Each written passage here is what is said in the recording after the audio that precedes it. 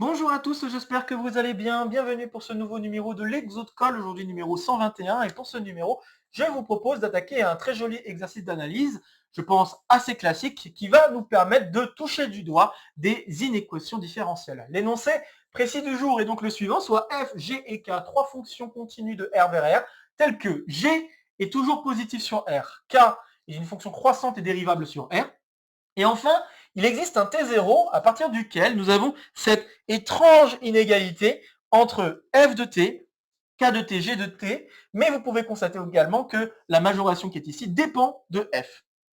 Et le but du jeu, c'est de montrer qu'on peut se ramener à finalement une majoration de f de t qui ne dépend plus de f, qui dépend uniquement des deux fonctions qui sont en jeu, autres que f, k et g.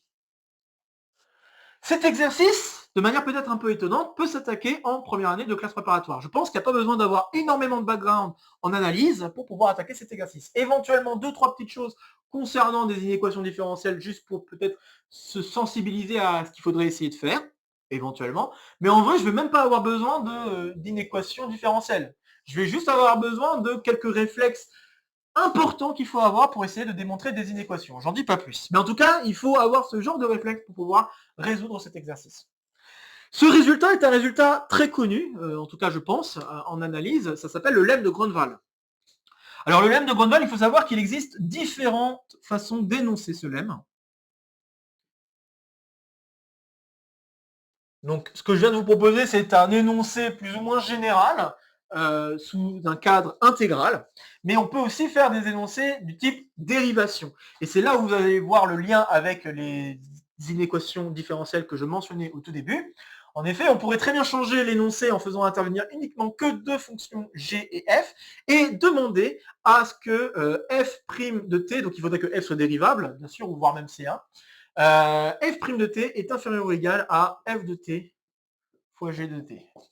Je pourrais demander à avoir ce genre d'inégalité et conclure alors qu'on va avoir pour tout t plus grand que t0, f de t qui va être inférieur ou égal à f de t0 fois exponentielle de l'intégrale de t0 à t de g de s.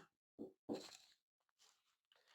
voyez, donc ça c'est une autre façon d'énoncer le lemme de Grunwald qui est plus ou moins, alors il y a, on va dire, une partie de cas particulier par rapport à ce que j'ai écrit ici. Il y a aussi une autre partie qui pourrait vous faire penser à, prenez ce truc-là, dérivez-le, et vous allez voir que vous retrouvez ça, puis prenez ensuite ce truc-là, dérivez-le. Ça peut faire un petit peu penser à ça aussi. Mais bref, vraiment, il y a des liens avec ces résolutions d'inéquations différentielles.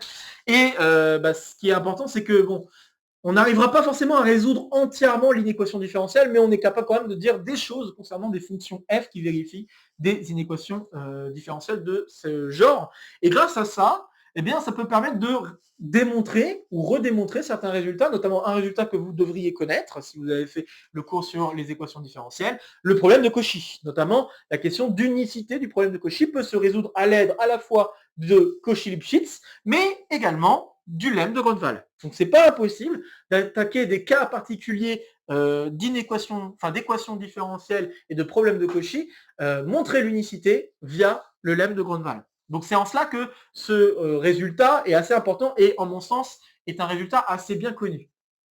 Mais de manière générale, vraiment j'insiste, cet exercice peut vraiment s'attaquer en première année de classe préparatoire. Il n'y a pas vraiment besoin de grand background autour des équations différentielles pour s'en sortir. Bien, j'ai dit ce que j'avais à dire concernant cet exercice, donc je vous invite dès maintenant à faire une pause sur la vidéo pour essayer de résoudre l'exercice par vous-même avant que je ne vous dise quoi que ce soit d'autre. Ok, j'espère que vous aurez essayé. Je pense que c'est un exercice vraiment très sympathique à faire. Et c'est vraiment le type d'exercice qui pourrait soit être posé en colle avec quelques sous-questions, soit éventuellement dans un sujet concours ou un sujet même de DS, dans lequel on vous propose quelques sous-questions avant, bien sûr, des cas particuliers avant, et petit à petit amener à une généralisation de cette forme. Alors je vais vous proposer donc une résolution qui va être assez rapide. Mais en fait, la grosse difficulté, c'est de savoir par où il faut commencer. Ça, c'est ça la grosse difficulté. Et l'idée, c'est de se dire qu'on va chercher à comparer les majorations. Et de manière assez étonnante, on va chercher à démontrer que cette chose-là, c'est plus petit que cette chose-là, pour tout t plus grand que t0.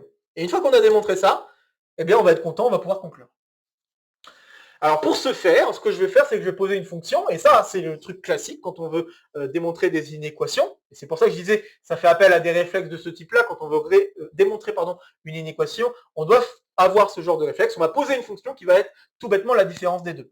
Donc on va comparer les deux majorations et essayer de faire une différence. Alors bon, pas qu'une différence ici, parce que j'aimerais simplifier au maximum les calculs. Donc ce que je vais faire, c'est que je vais aussi multiplier par exponentielle de moins cette chose, afin de simplifier un petit peu les calculs qui vont s'en suivre.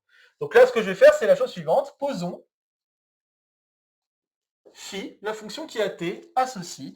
Donc cette chose, k de t plus intégrale de t0 à t, g de t, g de s, pardon, g de s, f de s, ds, le tout fois exponentielle de moins l'intégrale de t0 à t de g de s, ds. Et ce que je vais faire ensuite, c'est enlever k de t. Et puis je vais essayer de déterminer le signe de cette chose. Une fois que j'ai le signe de cette chose, eh bien je pourrai conclure qui est plus grand que qui, et donc grâce à ça, conclure. Donc là, l'espoir qu'on peut avoir, c'est que le k de t soit plus grand que cette chose-là multipliée par cette exponentielle. Si tel est le cas, après on sait que f est donc plus petit que cette chose, qui serait plus petit que la chose qui est ici. Et on conclut. Très bien, donc pour essayer de déterminer le signe de cette chose-là, on ne va pas y aller de manière abrupte, donc on ne va pas se lancer direct sur la fonction phi, mais on va utiliser un truc aussi très classique qu'il faut savoir faire, c'est dès que j'ai une fonction que je veux déterminer le signe, une façon de s'en sortir, c'est de faire une étude de cette fonction, et donc, en l'occurrence, ici, calculer la dérivée de cette fonction. La question, c'est est-ce que la fonction que j'ai sous les yeux ici est dérivable? Et si on regarde de plus près, on a en effet que k est une fonction dérivable sur R. On a également la fonction qui a t associe l'intégrale de t0 à t de g de s f de s, car, donc elle est dérivable aussi, car les deux fonctions g et f sont continues.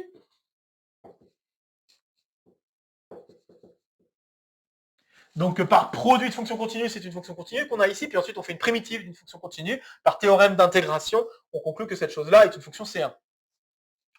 Et puis, on a également, bien sûr, la même chose pour la fonction qui a t associe cette chose-là, donc g de s. Et puis bien sûr, hein, il y a quand même l'exponentielle, donc je vais en parler. La fonction exponentielle, elle est C infini, donc elle est aussi dérivable. Donc voilà, par composition, produit et combinaison linéaire des fonctions qui sont en jeu, on conclut que la fonction phi est bien dérivable. Ainsi, phi est dérivable. Hein, d'accord? Quand on veut dériver une fonction, toujours vérifier si elle est dérivable. Ça, c'est important comme réflexe à avoir. Et je le dis aussi pour les curieux de première ou de terminale, qui sont au lycée encore en ce moment, vraiment, essayez d'apprendre ce réflexe de vérifier que la fonction est dérivable avant de dériver. Je pense que ça peut être aussi bien vu, d'ailleurs, quand on passe des sujets de bac, de l'écrire. Même si c'est pas forcément demandé explicitement, de l'écrire et de le dire. Je pense que ça peut vraiment être bien vu, de manière générale. Bref, donc nous avons notre fonction phi dérivable sur R, et maintenant on va dériver, donc soit t dans R, on a alors phi prime de t qui est égal, et là on fait attention, on fait une dérivée de produit, rien de bien méchant, donc k prime de t. Comme je vous l'ai dit, le truc qui était le plus difficile dans cet exercice, c'est de savoir par où commencer. Une fois qu'on sait par où commencer et qu'on a en tête ce qu'on aimerait faire, alors tout roule. Donc vous avez ça, et puis ensuite on fait attention, on a une dérivée de produit, l'exponentielle ici va toujours être présente, et donc là je vais dériver une composition, donc je dois dériver ce qu'il y a à l'intérieur, ça va faire intervenir un moins g de t que je vais devoir multiplier ici par cette chose, donc je vais en fait avoir ici moins g de t, k de t, moins g de t, intégrale de t0 à t, de g de s, f de s, ds, le tout fois l'exponentielle, ça commence à être serré, et ensuite il y a moins k' de t, quand même, il ne faut pas l'oublier, il y avait un moins k de t, donc moins k' de t. Donc très bien, on se retrouve avec cette formule, peut-être plus ou moins ignoble, mais si on regarde de plus près ce qu'il en est, on peut constater une chose. Ce qu'on a ici, là, ça n'est rien d'autre que g de t fois f de t moins k de t plus intégrale de t0 à t de g de s. C'est-à-dire que ce sont en fait les termes de l'inégalité qui sont ici, qui est ici, pardon. Hop. Donc là, on sait que on a cette inégalité-là, donc en faisant f de t moins cette chose, on se retrouve avec un truc qui est négatif. Donc tout ça, puisque g est supposé positif, hein, je vous rappelle, ça aussi, ça fait partie des hypothèses, et ce truc-là est donc négatif, donc on conclut que toute la... Je vais essayer de le refaire un peu mieux. Donc ce truc-là, il est positif, ce truc-là, il est négatif, et donc par produit, on conclut que tout ça, c'est négatif.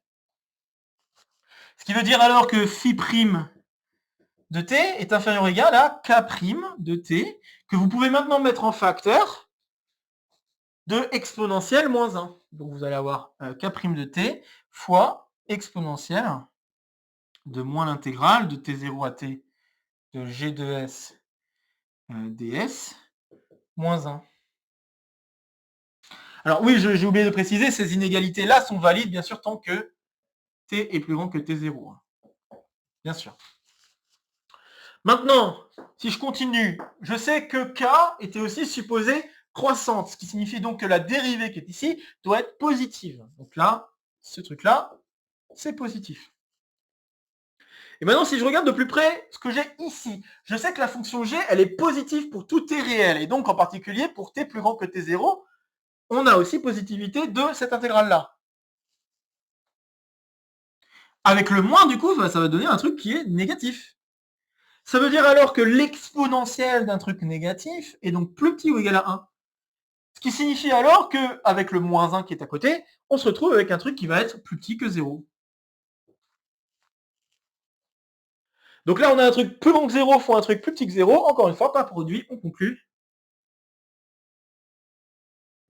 Phi prime de t est inférieur ou égal à 0 pour tout t plus grand que t0. Bon, bah, grâce à ça, ça veut dire que phi est une fonction qui est décroissante.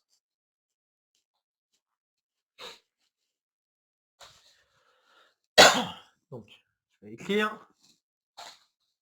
Ainsi, phi est décroissante. Vous voyez, normalement, ça doit vous faire tilt. Hein. Si vous avez déjà fait des exercices de ce genre-là, vous devriez vous dire « Ah, mais oui, c'est vrai que c'est le même type de raisonnement que ce qu'on fait généralement pour démontrer une inégalité classique. » Et bien, c'est exactement ce que je suis en train de faire, en effet. Donc là, j'ai une fonction décroissante sur t0 plus l'infini. Et si je regarde ce qui se passe en t0, donc phi de t0, bah là, c'est magique, parce que là, nous avons l'intégrale de t0 à t0. Ça dégage, ça donne 0. On a k de t0, ensuite, fois exponentielle de l'intégrale de t0 à t0, encore une fois, ça donne 0, donc exponentielle de 0, ça fait 1. Et puis ici, on va avoir moins k de t0. Et comme je l'ai dit, c'est magique, on trouve 0. Ainsi, phi de t, comme c'est une fonction décroissante, c'est inférieur ou égal à phi de t0, qui est égal à 0 pour tout t plus grand que t0. Et maintenant, j'ai plus qu'à remplacer. Phi de t, c'était cette chose-là. Donc, si je remplace, ça veut dire alors que... J'efface. Ça veut dire que k de t est plus grand que tout ce qu'il y a ici. Et puis après, je peux multiplier par l'exponentielle. L'exponentielle, c'est toujours positif. Donc, je peux remultiplier par l'exponentielle de ce truc-là avec un plus. Et je vais conclure, en fait, que cette chose-là est plus petite que la chose avec k de t fois exponentielle. Donc, cela implique que... Je vais l'écrire en dessous. K de t plus intégrale de t0 à t de g de s f de s ds, et bien ça c'est inférieur ou égal à k de t fois exponentielle de l'intégrale de t0 à t de g de s ds. Or, par hypothèse, on réutilise une nouvelle fois, par hypothèse, on sait déjà que cette chose-là, elle est plus grande ou égale à f de t. Encore une fois, pour tout t plus grand que t0, bien sûr. Et donc, c'est terminé, on vient de démontrer que f de t est en effet plus petit ou égal à cette chose-là, qui est donc l'objectif de l'exercice. C'est QFD. Voilà qui conclut l'exercice. Donc voilà, Comme vous avez pu le constater, la résolution de cet exercice n'était pas si difficile que ça. La grosse difficulté était de savoir par quoi commencer, et donc notamment travailler cette fonction phi qui permettra donc de comparer les deux majorations qui sont en jeu. J'ai remarqué qu'il manquait un S à majoration, je suis désolé, je ne suis pas un pro de français, je suis plutôt un pro de maths. Donc désolé pour ce S manquant, mais bref. Je veux juste remarquer que là, l'idée, c'était vraiment de comparer les majorations. Et pas de comparer directement F avec tout le reste, plutôt juste avec la majoration. Donc on verra plus tard, hein, je pense pas tout de suite, mais on verra plus tard avec d'autres exercices, des applications, enfin en tout cas au moins une application du lemme de Grunwald pour essayer de démontrer quelques petites choses sympathiques sur des inéquations différentielles ou éventuellement même un peu plus que les inéquations différentielles. On verra bien. Pour l'instant, j'ai pas encore d'idée bien précise d'exercice que j'aimerais vous proposer, mais je sais et j'aimerais vous proposer donc une application de ce résultat qui, je pense, fait partie des incontournables quand on est en classe préparatoire. Bien sûr, on peut réénoncer cet exercice en remplaçant k de t par une fonction constante. Ça, c'est peut-être un petit peu plus classique, puisque là, dans ce cas-là, en faisant ce que je viens de faire là, ça devient encore plus trivial. Et voire même, on peut s'en sortir en faisant d'autres petites techniques que juste cette étude de fonction. Donc, on va encore avoir une étude de fonction, mais on peut s'en sortir encore plus rapidement avec k constante. Mais remarquez que k constante est un cas particulier de ce cas-là. Et je pense qu'il est plus facile de poser en tant que question d'exo de colle le cas où k est constante plutôt que ce que je viens de vous proposer ici. Mais voilà, je voulais vous proposer une généralisation assez grande du lemme de Grunwald qui me permettra plus tard de vous proposer des applications qui pourraient être assez pertinentes. Bien, j'ai pas grand chose d'autre à ajouter concernant cet exercice, ce sera assez court, donc comme d'habitude, n'hésitez pas à partager la vidéo si vous connaissez des gens qui pourraient être intéressés par cette vidéo ou par le contenu de la chaîne de manière plus générale. N'hésitez pas non plus à laisser en commentaire vos questions, vos remarques, vos retours concernant cet exercice. Ça fait toujours plaisir d'échanger avec vous. Ici, ça sera pour me soutenir. Ici, ça sera pour vous abonner. N'oubliez pas d'activer la clochette. De nouvelles vidéos vont se proposer à vous pour continuer à faire le tour de la chaîne. Et sur ce, je vous retrouve très vite pour de prochaines aventures mathématiques. Portez-vous bien et donc à très bientôt. Salut à tous!